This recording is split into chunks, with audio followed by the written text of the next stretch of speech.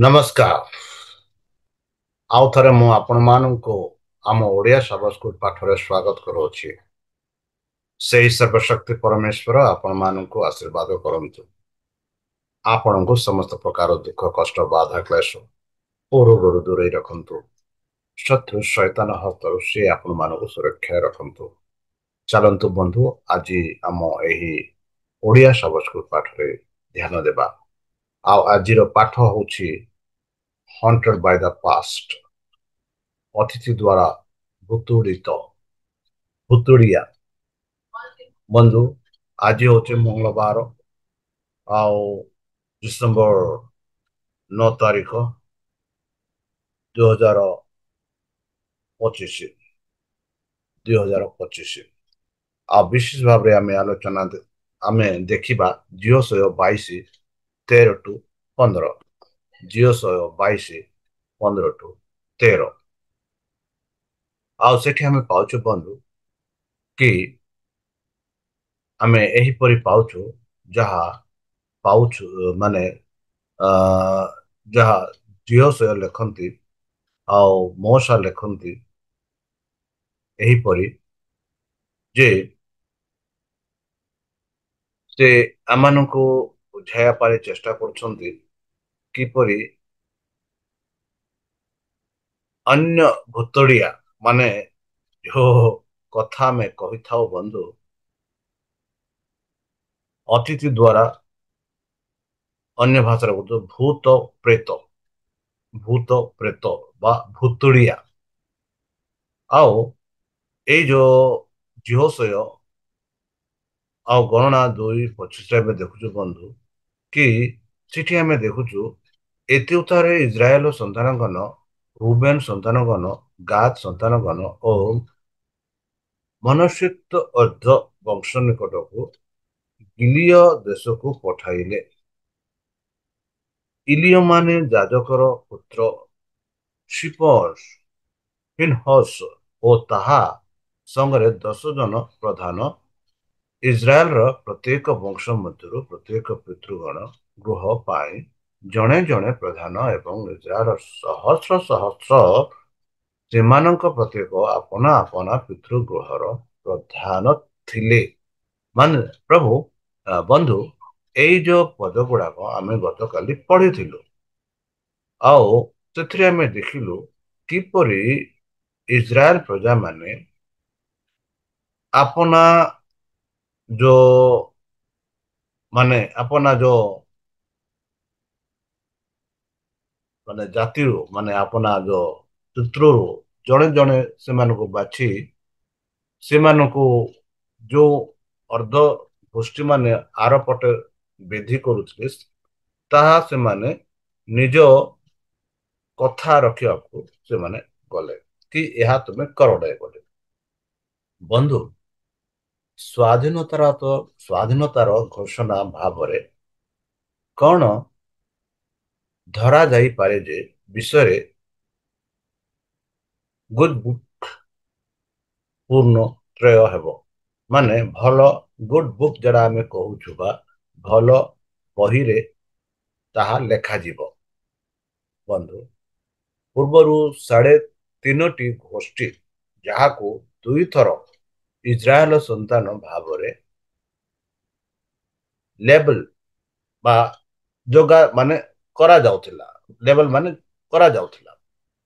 ଆଉ ସେମାନେ ଦେବୀର ଉଦ୍ଦେଶ୍ୟ ଏବଂ ଅର୍ଥ ଯେ ଯାହା ଆମେ କହୁଛୁ ଦେବୀର ଅର୍ଥ ବା ଅନ୍ୟ ବା ଅନ୍ୟ କଥାରେ ଆମେ ବ୍ୟବହାର କରୁଛୁ।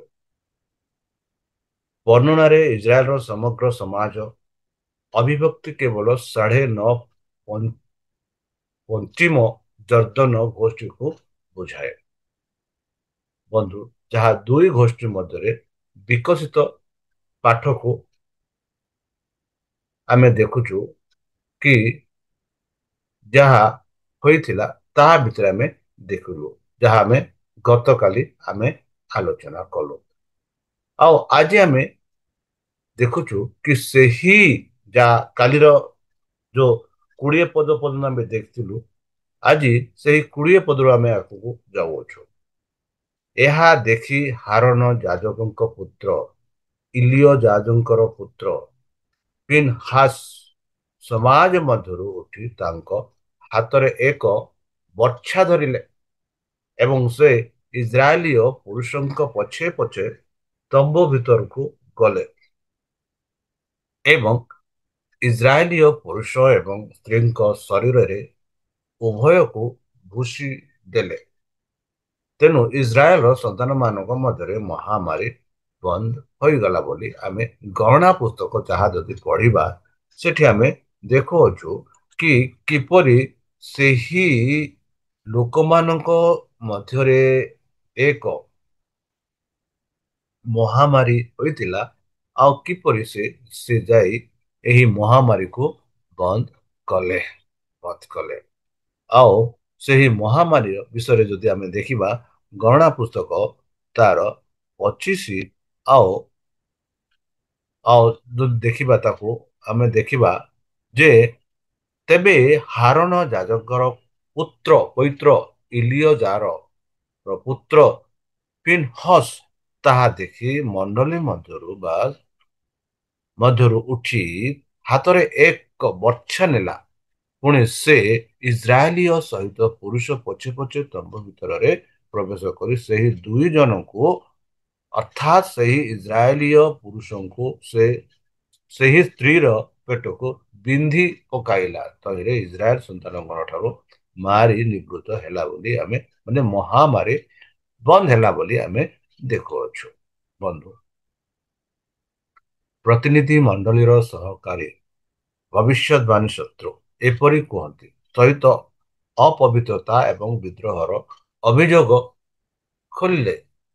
ଏଠାରେ ପାର୍ଥକ୍ୟ ହଉଛି ବନ୍ଧୁ ଯେ ଏହା ପ୍ରଭୁ କହୁନାହାନ୍ତି ବରଂ ପ୍ରଭୁଙ୍କ ସମଗ୍ର ସମାଜ କହୁଛି।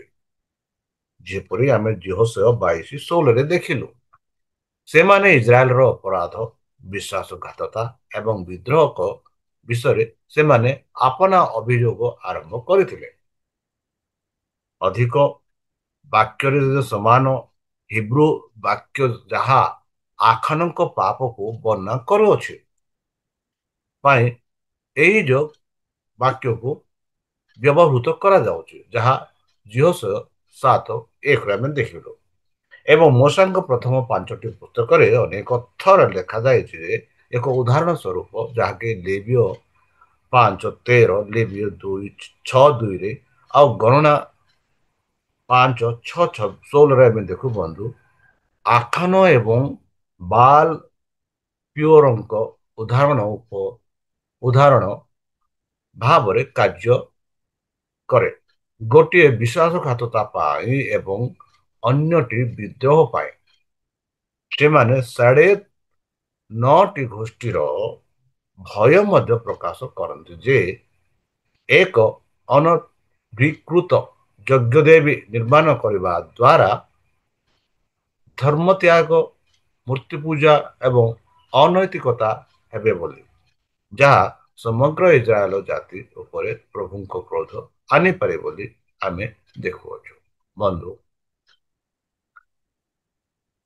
ଏଇ ଯୋଉ କଥାରେ ଯଦି ଆମେ ଆଲୋଚନା କରିବା ବନ୍ଧୁ ଅଧିକ ଭାବରେ ଆମେ ଦେଖୁଛୁ ଏଇପରି ଯେ ଆମେ ଏପରି ଭାବରେ ପାଉଛୁ ଯେ ବିଲାମଙ୍କ ପରାମର୍ଶରେ ମୟାବର ରାଜା ସେମାନଙ୍କର ଦେବତାମାନଙ୍କ ସମାନାର୍ଥେ ଏକ ମହାନ ଉତ୍ସବ ନିଯୁକ୍ତ କରିଥିଲେ ବୋଲି ଏବଂ ଗୁପ୍ତ ଭାବରେ ବ୍ୟବସ୍ଥା କରାଯାଇଥିଲା ଯେ ବିଲାମ ଇସ୍ରାଏଲୀୟ ମାନଙ୍କୁ ଯୋଗ ଦେବାକୁ ପର୍ବତ ପ୍ରବାତ ବା ପ୍ରବାହିବେ ବା କହିବେ ସେମାନେ ତାଙ୍କୁ ପରମେଶ୍ୱରଙ୍କ ଜଣେ ଭବିଷ୍ୟତ ବକ୍ତା ଭାବରେ ବିବେଚନା କରୁଥିଲେ ଏବଂ ତେଣୁ ତାଙ୍କର ଉଦ୍ଦେଶ୍ୟ ହାସଲ କରିବାରେ ସେମାନଙ୍କୁ କୌଣସି ଅସୁବିଧା ହୋଇନଥିଲା। ବହୁ ସଂଖ୍ୟକ ଲୋକ ଏହି ଉତ୍ସବ ଦେଖିବା ପାଇଁ ତାଙ୍କ ସହିତ ଯୋଗ ଦେଇଥିଲେ। ସେମାନେ ନିଶ୍ଚିତ ଭୂମିରେ ଯାତ୍ରା କରିଥିଲେ ଏବଂ ଶୈତାନର ଫାଶରେ ପଶି ଯାଇଥିଲେ। ସଙ୍ଗୀତ ଏବଂ ନୃତ୍ୟରେ ପ୍ରଲୋଭିତ ହୋଇଥିଲେ ଏବଂ ମୂର୍ତ୍ତି ପୂଜକ ପୋଷାକର ସୌନ୍ଦର୍ଯ୍ୟରେ ଆକର୍ଷିତ ହୋଇଥିଲେ। ସେମାନେ ଯେହୋବାଙ୍କ ପ୍ରତି ସେମାନଙ୍କର ଅନୁଗତ୍ୟ ତ୍ୟାଗ କରିଥିଲେ।